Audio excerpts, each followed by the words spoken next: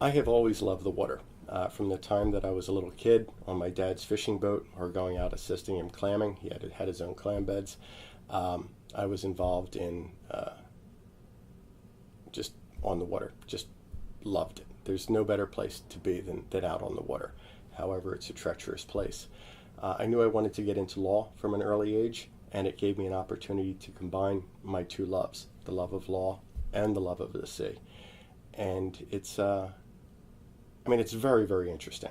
It's, I don't know, I couldn't practice any other area of law. There's an adventure to it. There's an excitement in dealing with Admiralty. You never know what kind of case you're going to get. For example, there could be a marine salvage case. I had an individual who went out and caught himself a sailing boat.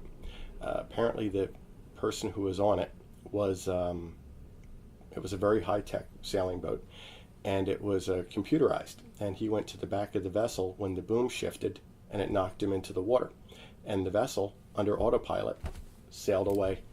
It sailed through a hurricane, and this individual was out fishing, and they saw this ghost ship with tattered sails moving along. They threw a rope around it and brought it back. As a result, you're entitled to a salvage claim, which is a percentage of the value of the vessel, which is never more than half. But half of the value of a high-tech sailing boat was probably the best catch that he had in a long time. I first became a lawyer in 1985, which gave me my JD, which is the law degree that all lawyers have, a Juris Doctor. But I knew I didn't want to stop there. So I went and I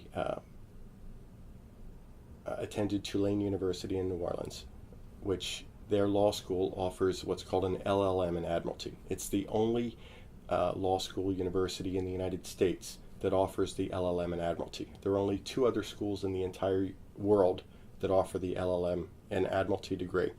And Tulane, it graduates about 30 students a year with the LLM degree. So there's not many of us running around. From there, I began working in New Orleans immediately on offshore oil platforms, on instances that occurred in the Gulf. After that, I went to Chicago, where I did mostly defense work for Lloyd's of London and the various major shipping companies. But I didn't like it. I didn't like representing faceless insurance companies. I did not like representing these major ship owners at the expense of the individual.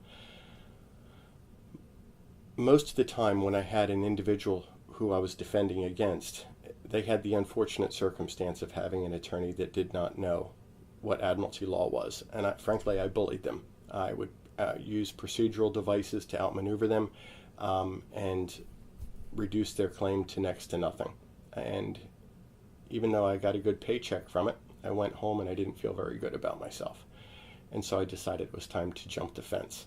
And I took the skills that I learned and I started representing individuals instead. And it's been very, very rewarding. My clients are very appreciative of my services, and at the end of the day, I can look back at the work that I did, and I'm proud of the work that I did.